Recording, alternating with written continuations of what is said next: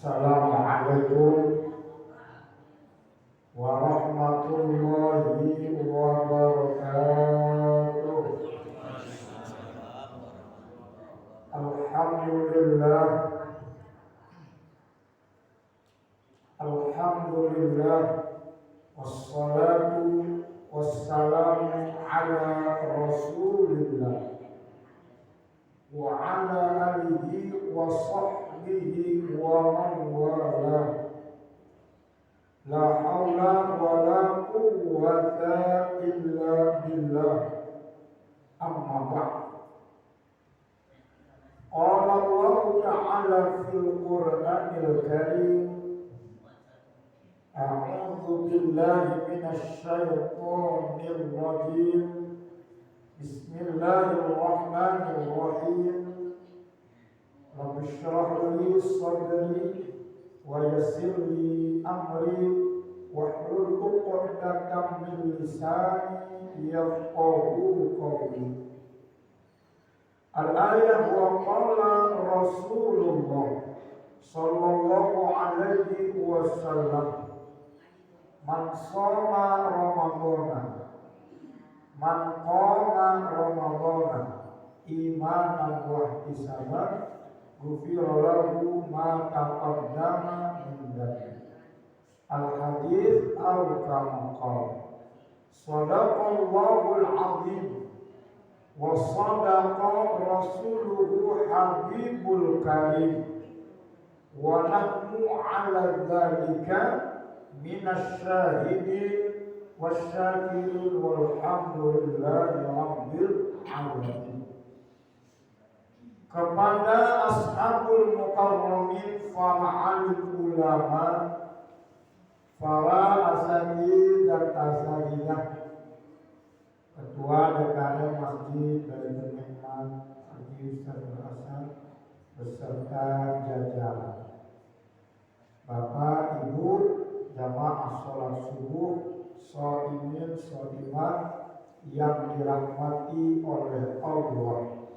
Bersyukur kita kepada Allah dengan ucapan syukur alhamdulillah wa syukurillah atas berbagai macam nikmat yang Allah berikan kepada kita, terutama nikmat iman, nikmat Islam, serta nikmat sehat jasmani dan rohani. Sholawat teriring salam semoga tetap tercurah kepada junjungan Allah Nabi kita, Nabi Muhammad sallallahu alaihi wasallam, kepada para keluarganya, para sahabatnya, dan kepada para pengikut-pengikutnya yang setia terhadap ajaran sunnah-sunnahnya, dan semoga kita semua termasuk di dalamnya. Bapak, Ibu, hadirin hadirat yang dimuliakan oleh Allah, kita lanjutkan kembali kajian kita tentang kelembutan hati.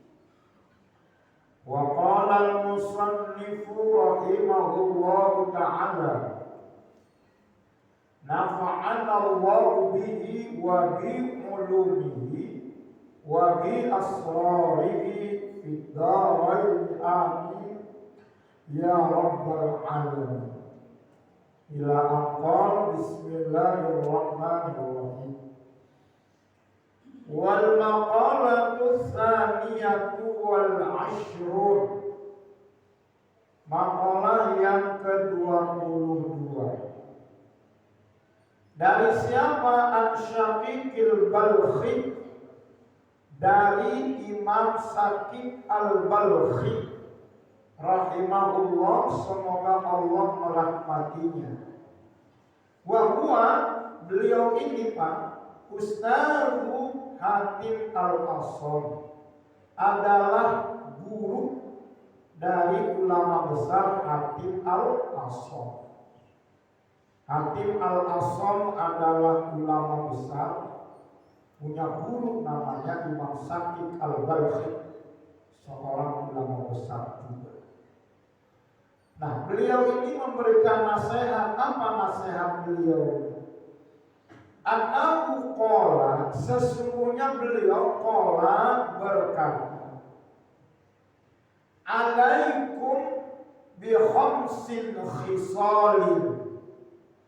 Alaikum wajib atas kalian, mesti atas kalian, bi khamsin khisalin, dengan memiliki 5 hal, ay ilzamuha, yakni wajib bagi kalian itu memiliki 5 sifat ini. Fa'maluha, maka beramallah, berbuatlah dengan 5 sifat ini. Bapak Ibu yang dirahmati oleh Allah, memberikan nasihat buat kita. Wahada, dan nasihat beliau ini targhibun wa tarhibun, adalah merupakan memberi semangat, wa tarhib, dan memberi rasa takut. Dalam satu sisi nasihat ini memberikan semangat kepada kita, dalam satu sisi juga menakut-nakuti supaya kita ini waspada. Apa pesan 5 nasihat ini? Ubudullaha, beribadahlah kalian kepada Allah. Ubudullah biqadri hajatikum ilaih, menurut ukuran kebutuhan kalian kepada Allah. Wa talabikum minhu ila ihsanihi wa ifdalih, dan permintaan kalian minhu dari Allah illa ihsanihi, kepada memberi kebaikan-kebaikannya dan keutamaan-keutamaannya. Artinya Bapak Ibu yang dirahmati oleh Allah, beribadahlah kalian kepada Allah, sembahlah kalian kepada Allah, karena kalian itu akan membutuhkannya dengan ibadah itu. Kita beribadah kepada Allah karena kita ini butuh kepada Allah Subhanahu wa Ta'ala. Pada hakikatnya ibadah yang kita lakukan kepada Allah itu, Allah gak butuh dengan ibadah kita. Bahkan diterangkan kata Nabi, kalau seandainya seluruh jin dan seluruh manusia itu semuanya gak ibadah, semuanya gak taat, apakah Allah rugi? Allah katakan gak rugi Allah. Allah gak butuh dengan ibadah kita. Gak rugi walaupun semua jin dan semua manusia itu gak ibadah. Begitu sebaliknya ketika seluruh jin dan manusia itu semuanya ibadah, taat kepada Allah, Allah tetap dengan kemahakuasaannya, dengan kemahaagungannya itu. Hakikatnya ibadah ketaatan yang kita lakukan itu akan kembali dampaknya kepada kita sebagai pelaku hamba Allah. Maka hadirin jamaah yang dirahmati oleh Allah, kalau kita kaitkan dengan ibadah yang kita lakukan di bulan Ramadan ini, hakikatnya ya kita ini yang butuh dengan ibadah, butuh kepada Allah Subhanahu wa Ta'ala. Kalaupun ada orang yang gak puasa di bulan Ramadan, Allah gak rugi.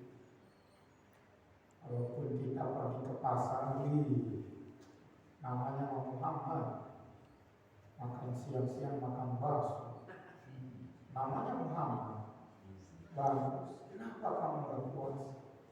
Kamu ini orang Islam sehat bugar, gak ada uzur syar'i gak puasa. Apa jawabnya? Lapar Pak Ustaz. Lapar iya. Namanya puasa di mana-mana lapar puasa, harus puasa. Di mana-mana yang namanya puasa itu lapar, haus, ngantuk, di mana-mana. Apalagi kalau udah ujung-ujung Ramadan, bawaannya menyender aja.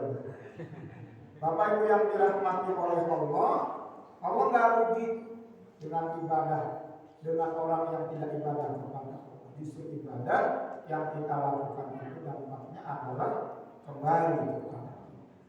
Apa definisi ibadah? Kata ulama ahli usul, kullu amalin ay kullu syai'in yukhaliful hawa bi ta'atillahi ta'ala.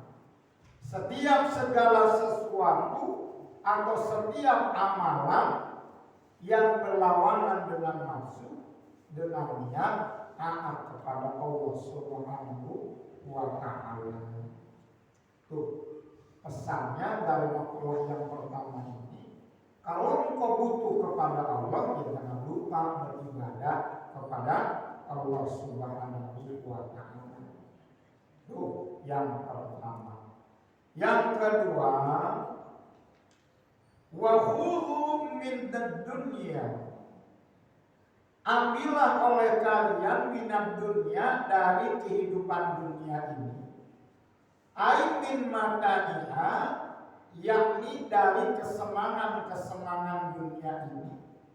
Apa biqadri umrikum, dengan ukuran umur kalian. Ai hayatikum wa baqaikum, sesuai ukuran kehidupan kalian di dunia dan masa waktu hidupnya di dunia. Artinya Bapak Ibu yang dirahmati oleh Allah, ambillah dunia ini sesuai dengan kebutuhan hidup kita di dunia. Kebutuhan hidup di dunia ini, kata ulama, ya sesuai dengan syariat agama. Yang halal kita ambil, yang haram kita buang. Sebatas kebutuhan keimanan kita, sebatas kebutuhan agama kita di dalam meraih kebahagiaan di sisi Allah Subhanahu wa ta'ala. Perkara banyak, perkara sedikit, itu mah kembali kepada ketentuan Allah Subhanahu wa ta'ala. Bagaimana sikap kita ketika mendapatkan banyak, ya perintah agama jangan lupa berbagi, diaplikasikan dengan zakat, infak, sedekah, wakaf. Yang kalau mendapatkan sedikit, jangan lupa bersabar kepada Allah Subhanahu wa ta'ala. Karena hadirin Bapak Ibu yang dirahmati oleh Allah, apa yang kita miliki itu titipan semua dari Allah Subhanahu wa ta'ala. Yang Allah Subhanahu wa ta'ala berfirman di dalam Al-Quran bahwa setiap harta ini ada hak bagi orang lain. Dan ulama mengatakan malukum ma'anfaqtu, harta yang kamu miliki itu hakikatnya adalah harta yang kamu infakkan di jalan Allah Subhanahu wa ta'ala. Jadi bisa jalan infak, sedekah, zakat. Zakat hukumnya wajib. Maka di bulan Ramadan itu Bapak Ibu, selain kewajiban kita ini menjalankan ibadah puasa, adalah kewajiban satu lagi, yaitu mengeluarkan zakat. Ada zakat fitrah, ada zakat mal. Zakat fitrah itu membersihkan kefitrahan kita, jiwa kita. Anak kecil walaupun di bulan Ramadan ada wajib zakat untuk membersihkan jiwa. Zakat mal membersihkan zakat harta. Kalau mungkin zakat harta ini ada harta-harta yang tercampur dengan sesuatu yang subhan-subhan, maka insya Allah dengan dikeluarkan zakatnya, Allah bersihkan semua itu. Begitu juga zakat fitrah yang kata Nabi tuhratan lis-shaim wa tu'matan lil muttaqin. Zakat fitrah itu tujuannya dua. Pertama, tuhratan lis-shaim wa tu'matan lil muttaqin, membersihkan orang-orang yang berpuasa. Artinya apa? Mungkin kalau di dalam ibadah puasa ini ada ucapan perbuatan yang dapat mengurangi nilai dari pahala puasa, maka dengan dikeluarkan zakat fitrah itu, maka insya Allah Allah bersihkan semua itu. Artinya Allah sempurnakan ibadah puasa kita itu. Karena ada sebuah keterangan riwayat bahwa amal ibadah kita di bulan Ramadan itu menggantung antara langit dan bumi sebelum dikeluarkan zakat fitrahnya. Maka dikeluarkan yang tentu bagi yang mampu untuk menyempurnakan ibadah puasa kita. Keluarkan tuh yang kata ulama, barang siapa yang mengeluarkan zakatul fitri, zakat fitrah sebelum sholat id, maka zakatul makbulah, maka zakatnya diterima oleh Allah Subhanahu wa Ta'ala. Dan ulama pun menekankan agar dikeluarkannya itu di mana? Dari kurban, kepada orang-orang yang terdekat dengan tempat tinggal kita diutamakan. Kalau tempat tinggal kita yang di Amanun, yang keluarkan zakatnya dan jauh-jauh dari situ diutamakan. Afdolnya begitu dari kurban sesuai dengan firman Allah dan hadis-hadis Rasulullah Sallallahu Alaihi Wasallam. Maka usikum wa nafsi bitaqwallah. Bagi ibu bapak yang mau pulang kampung nih, sudah 10 terakhir ya, mungkin belum ada keluar dari THR-nya. Ya sebelum pulang kampung keluarkan dulu zakatnya, zakat fitrah dari kurban. Karena informasi pemerintah udah boleh pulang kampung, dibolehkan pulang kampung. Dan lagi katanya tuh swab lah, nggak perlu lagi kecil kalau udah bos kamu. Jadi sekarang mau pulang kampung syaratnya cuma 2 bu, punya duit sama punya kampung halaman. Nah, itu Bapak Ibu yang dirahmati oleh Allah, dikeluarkan zakat fitrahnya karena sesuai dunia ini, ambil sesuai dengan kebutuhan kehidupan dunia kita. Yang ketiga, wa'adnibu Allaha, dan berbuat dosalah kalian kepada Allah. Ai amilu ma'allahi bidzambi. Artinya bergaulah kalian dengan Allah dengan berbuat dosa. Biqadri taqatikum ala azabih, menurut kemampuan kalian menerima azab Allah. Jadi bahasa kita mah, silahkan berbuat dosa kalau kamu kuat menerima azab Allah. Pertanyaannya, siapa yang kuat menerima azab Allah? Fala taqata li ahadin ala ta'ammuli azabillahi ta'ala. Maka tidak ada yang mampu, yang kuat seorang pun menerima azab Allah, menanggung azab Allah. Fa inna azabahu syadid. Karena sesungguhnya azab Allah itu sangat pedih. Artinya kalau kita gak kuat menerima, gak mampu menahan azab Allah, ya jangan berbuat dosa begitu. Karena setiap dosa yang kita lakukan itu kata ulama hakikatnya itu dapat mengundang azab Allah Subhanahu wa Ta'ala, baik di dunia begitu nanti di akhirat. Kalau kita dapat, ya jangan main-main dengan perbuatan dosa kepada Allah Subhanahu wa Ta'ala. Ketika kita tergelincir karena kealpaan, karena kelalaian, segera mohon ampun kepada Allah Subhanahu wa Ta'ala. Apalagi di bulan Ramadan, setiap amalan-amalan ini yang kata Nabi bersabda, "Ghufira lahu ma taqaddama minhu."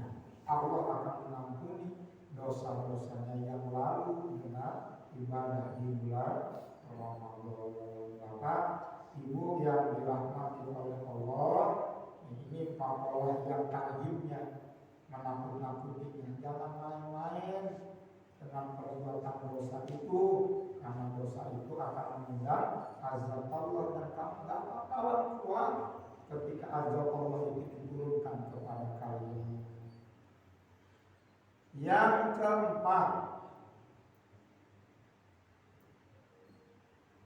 keempat, watajawwadu fid dunya, dan ambillah bekal fid dunya, di dalam kehidupan dunia ini. Ai ittakhadhu fiha, ambillah oleh kalian fiha, dalam kehidupan dunia ini, zadan, sebagai bekal, lisafarikum, untuk perjalanan kalian ilal akhirah, nanti di akhirat. Biqadri muksikum fil qabri, seukuran tinggalnya kalian di dalam kubur. Nasihat yang keempat ini, kata Imam Al-Balawi, ambillah bekal di dunia ini seukuran kamu tinggal di alam kubur. Dan kubur ini, kata Imam An-Nawawi ini menjelaskan, ai wa ma ba'dahu wa innama dzukirul qabr, dan setelah kehidupan kubur, dan sesungguhnya diberikan nama al-kubur itu. Kenapa disebut kubur? Li'annahu, karena sesungguhnya awal umuril akhirah, merupakan pintu gerbang urusan-urusan akhirat. Jadi pintu pertama dari pintu-pintu yang ada di akhirat. Fa idza khuffifa fihi wa khuffifa fina ba'dahu, maka apabila ringan, lancar, bahagia fihi, di dalam kubur, khuffifa fina ba'dahu, maka lancar kesananya ke jalan kehidupan di akhirat. Wa idza suddida fihi suddida fima ba'dahu, apabila di kehidupan kubur itu sulit, sakit, susah, maka kesananya tambah susah. Maka Bapak Ibu yang dirahmati oleh Allah, kubur itu merupakan pintu yang pertama dari pintu-pintu yang ada di alam akhirat. Maka ketika Sayyidina Umar itu jalan melewati kuburan, nangis Pak Sayyidina Umar. Wahai Khalifah, kenapa engkau nangis?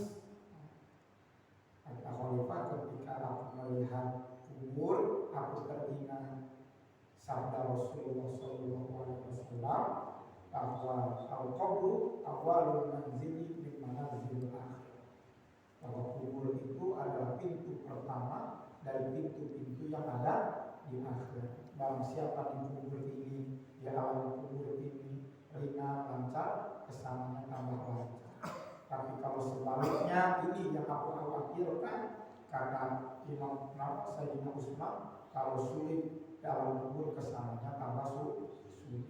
Maka nasihatnya, carilah bekal di dalam kehidupan dunia ini seukuran tinggalkan memiliki di kubur. Kalau di kubur itu pengen bahagia, cari bekal untuk mencari kebahagiaan di akhirat.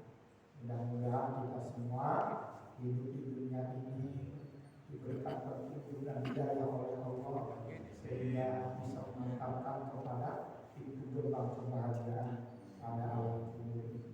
Yang terakhir, wa'malu lil jannah, beramal untuk masuk ke dalam surga. I'malu amalan abdi ilal jannah, beramalah kalian dengan amalan-amalan yang mengantarkan kepada surga.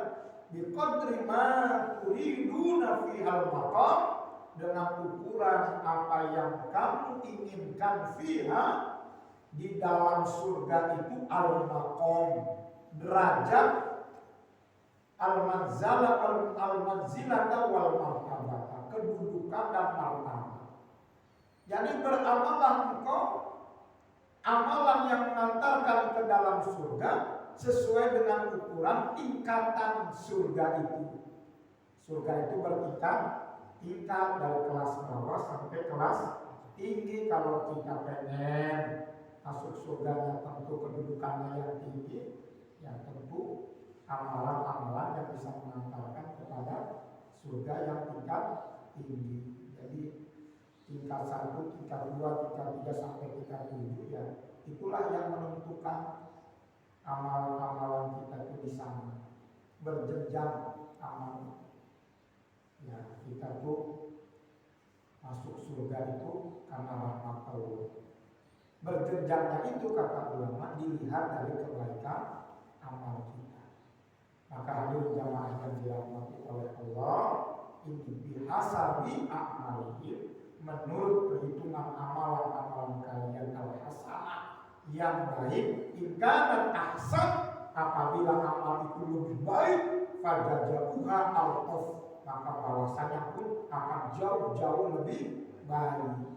Baik dibalas lebih baik, kalau amalannya lebih baik, jauh-jauh lebih baik. Maka Bapak Ibu hadirin jamaah yang dirahmati oleh Allah, ujung-ujungnya bifadlillahi ta'ala, atas karunia dan rahmat dari Allah Subhanahu wa ta'ala. Inilah hadirin Bapak Ibu yang dirahmati oleh Allah, kajian kita tentang nasihat dari seorang ulama besar Imam Syafi'i Al-Balkhi tentang 5 sifat yang harus kita miliki.